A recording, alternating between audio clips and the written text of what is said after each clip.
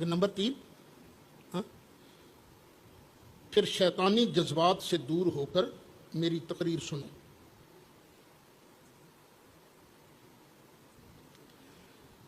फिर अगर साबित हो कि मेरी 100 पेशगोई में से एक भी झूठी निकली हो,